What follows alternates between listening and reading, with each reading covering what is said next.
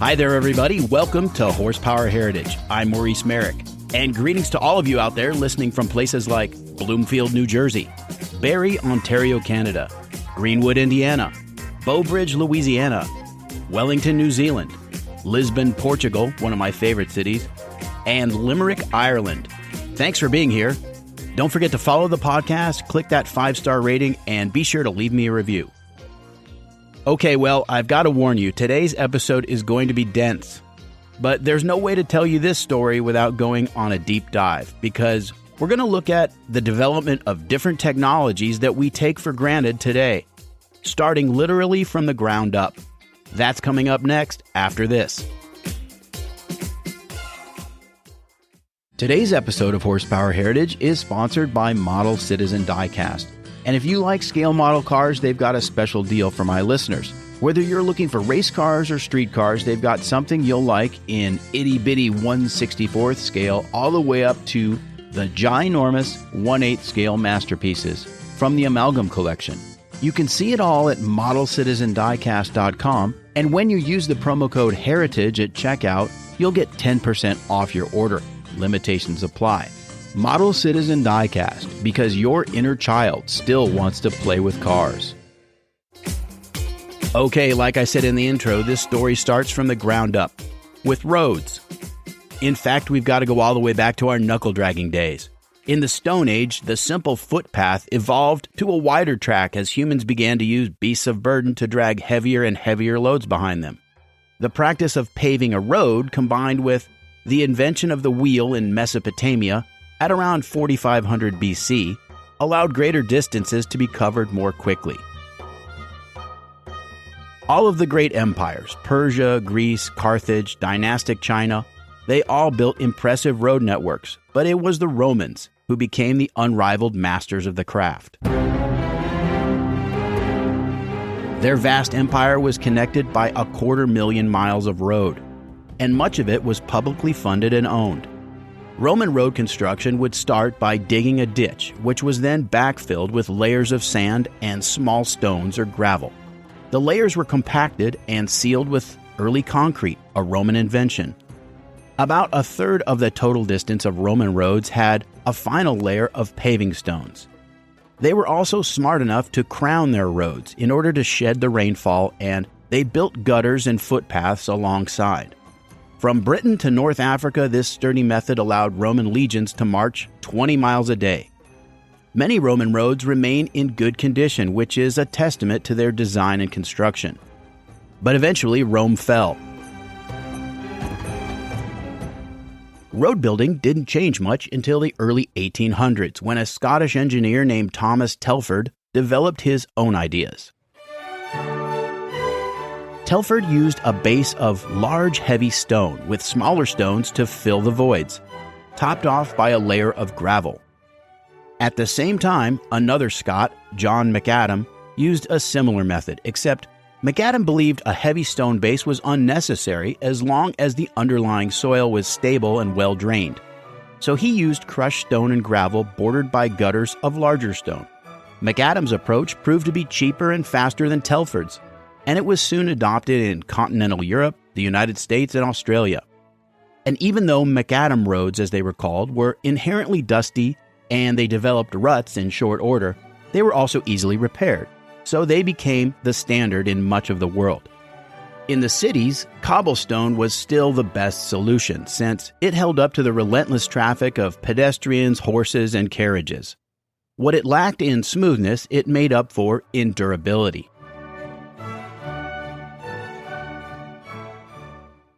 But one day in 1887, a small boy was struggling to ride his new tricycle on the bumpy cobblestone streets of Belfast, Ireland.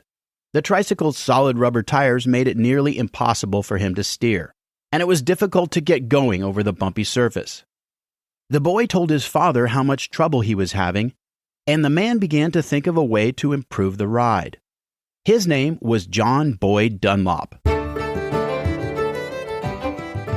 Born in Scotland in 1840, he became a veterinary surgeon and eventually found his way to Ireland. And it was through his surgical practice that Dunlop had gained experience with a versatile new material, latex rubber. Now, latex wasn't really new, it was just new to Europeans. For centuries, native tribes had harvested latex sap from trees in the Amazon basin. By the 1820s, its commercial potential was being explored, primarily by an English inventor, Thomas Hancock. Rubber was elastic, flexible, cushioning, and waterproof, and it was found to be pretty good at erasing pencil marks, hence the name, of course. Investors in England and America anticipated a commercial bonanza for all sorts of products made from what they called Indian rubber.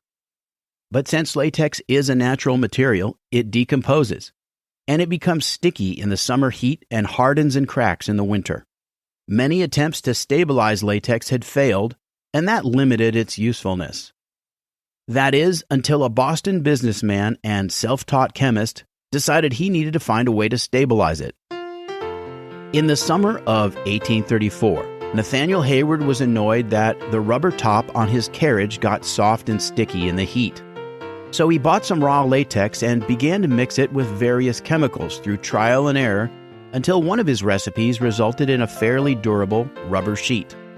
So with a sample of his treated rubber in hand, Hayward visited the Eagle Rubber Company of Woburn, Massachusetts, and they hired him to make rubber aprons and buggy tops.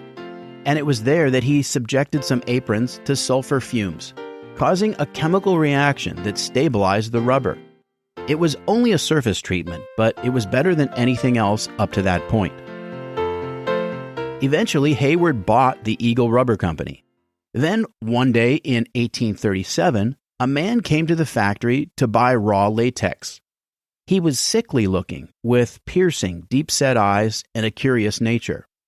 As they chatted, the man began to ask questions about Hayward's rubber aprons. He noticed they weren't sticky, and they smelled faintly of sulfur. The man's name was Charles Goodyear.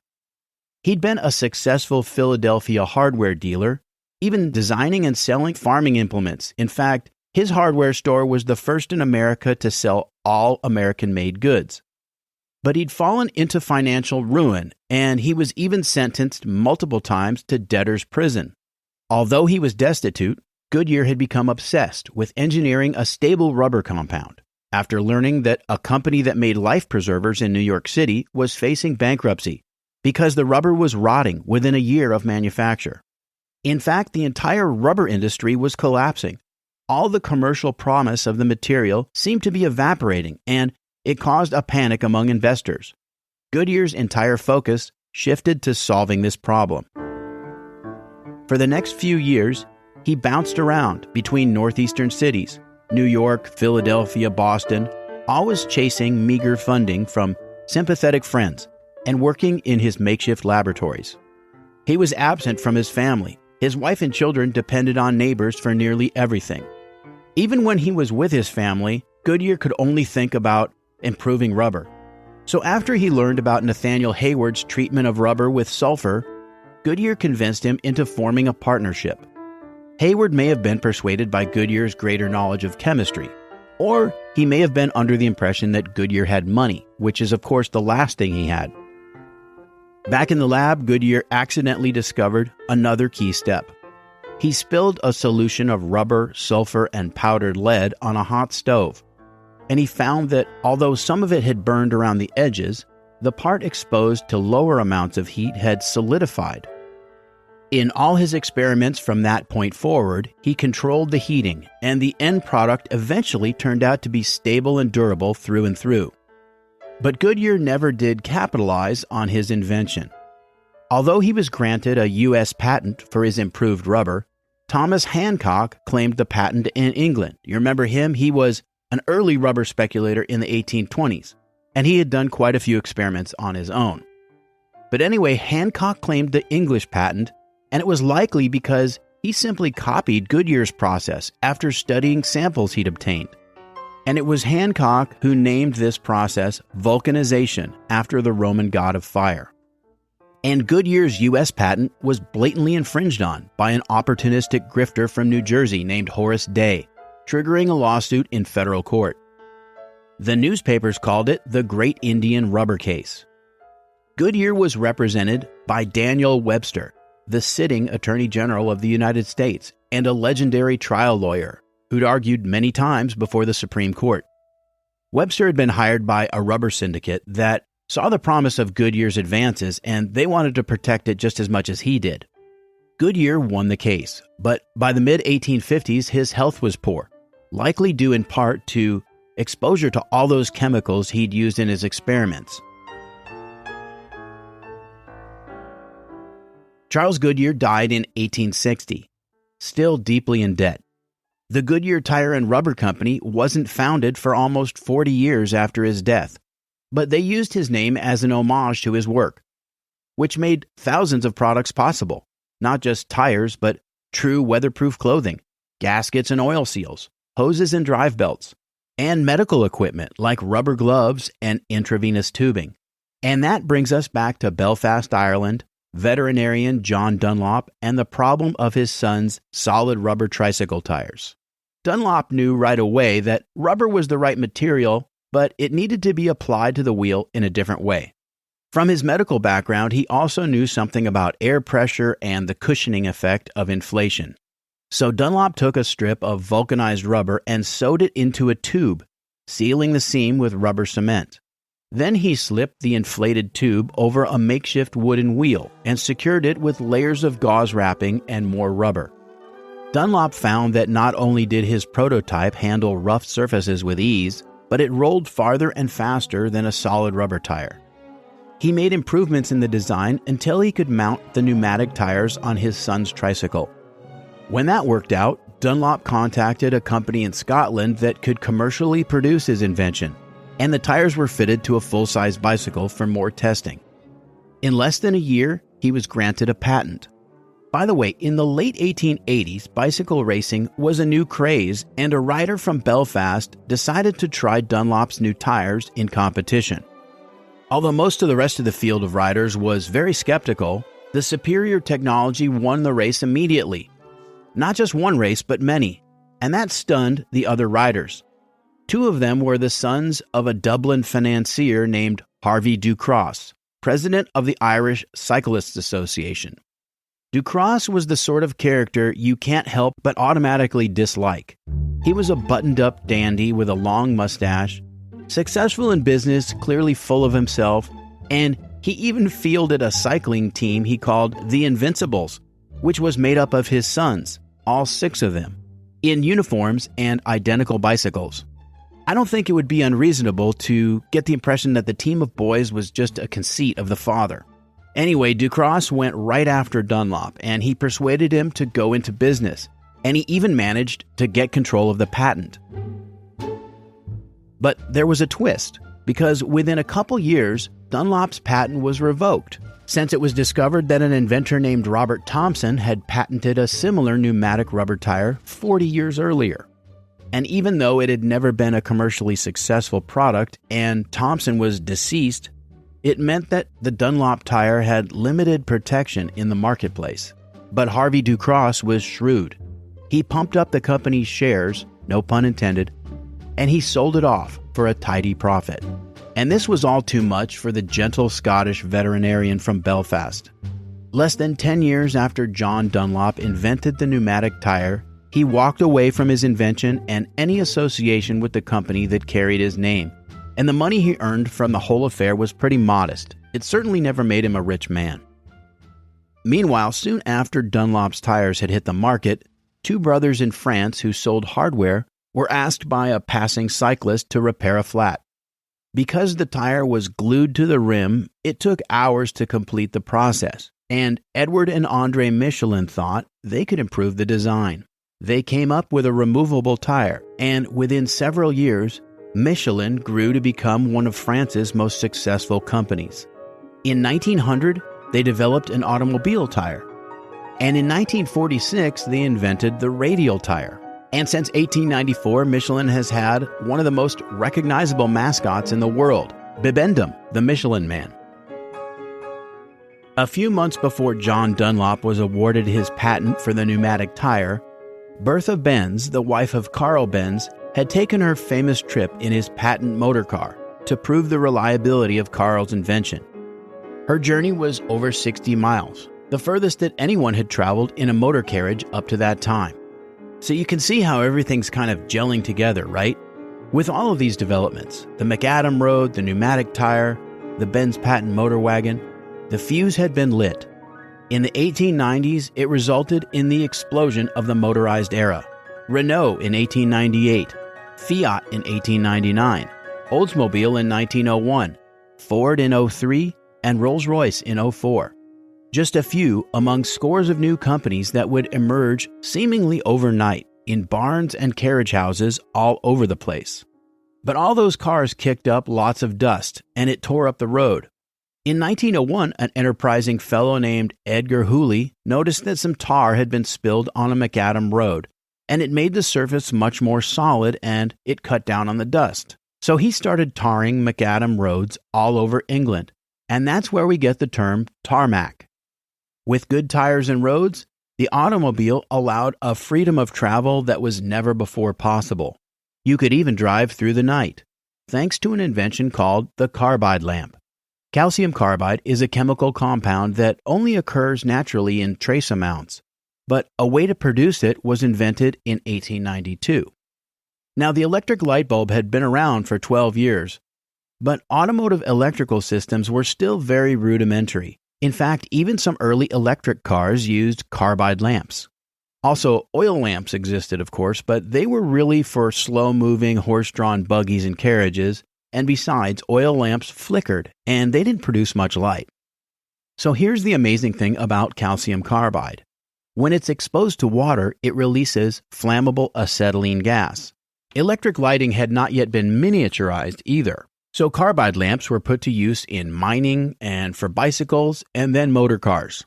In fact, they even made whole house carbide lighting systems, which isn't something I'd necessarily want to take a chance with. But anyway, a carbide lamp starts with a container that has two chambers. The lower chamber is where you put some chunks of calcium carbide, and then you fill the upper chamber with water. When you open a thumb valve, water begins to drip on the carbide nuggets, and that immediately generates acetylene, which flows through a small pipe to an orifice inside the lamp. Most lamps had a built-in flint wheel, just like a cigarette lighter, but others were much more like a lantern, and you'd ignite the gas with a match. Eventually, acetylene lamps became so common that you could just buy acetylene gas and store it in a tank on your car or motorcycle, just like buying propane at the gas station. No more generating it as you go.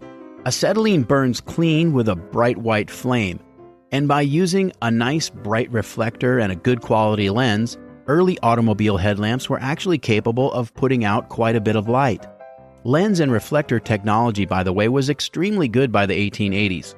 Just think about the power of a lighthouse beacon, and then imagine miniaturizing that technology. In fact, some of the higher quality carbide lamps got so bright that they could dangerously blind oncoming drivers. And the wide range of candle power, beam diameter, and focal length were just some of the factors that prompted early automotive lighting regulations. By the early 1920s, generators and batteries had improved by leaps and bounds, and car makers made the switch to electric lighting. And the carbide lamp became somewhat of a relic, except in the mining industry and in far-flung rural areas of the United States, where electrification was still decades away. But back to the early motor car. Even with all these amazing technological achievements, plenty of people believed the motor car was just a fad. Luckily, the expeditionary spirit of a 31-year-old doctor from Burlington, Vermont, captured the imagination of the world and demonstrated that the automobile wasn't just a plaything, it was the future.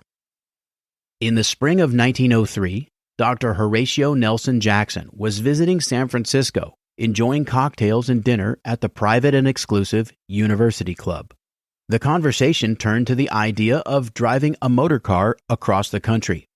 Alexander Winton, the founder of the Winton Automobile Company, had already failed in one of his own cars, and the partygoers all agreed that it was an impossible task. Only a fool would try. And that's when Horatio Nelson Jackson made a $50 bet that he could drive an automobile across the United States. And that bet was the equivalent of $1,500 today. But here's the thing, Jackson didn't even own a car. He had never turned a wrench. Whatever he was drinking the night he made the wager is lost to history. But a bet is a bet. So in the next few days, he hired a riding companion named Sewell Crocker, who was a bicycle mechanic, good enough for those days. And then, ironically, Jackson bought a 2-cylinder, 20-horsepower Winton touring car, and he loaded it with all the kit they would need on their journey. Jackson christened the car the Vermont. They blew a tire in the first few miles. It took them days to get out of California. The car had breakdowns, more blown tires, and Jackson lost his glasses, not once but twice. He began to wire ahead for supplies along the route, which would take them across the Oregon Trail, following the railroad and avoiding the worst of the Rocky Mountains. In Caldwell, Idaho, Jackson paid a man $15 for a pit bull, named him Bud, and gave him a pair of goggles to keep the dust out of his eyes. The punishing heat of driving all day in an open car drained their energy. At some point, Horatio Jackson removed his duster coat to cool off. Later, he discovered the coat had blown off of the Vermont, and gone with it was all his money. Jackson's wife Bertha had to wire them more cash to Cheyenne to keep the journey going. But before they got there, the Winton threw a connecting rod in Carbon County, Wyoming, and it was laid up for days until it could be repaired. Another call to Western Union and more money. But once they reached Omaha, they began to encounter paved roads, and suddenly everything got easier.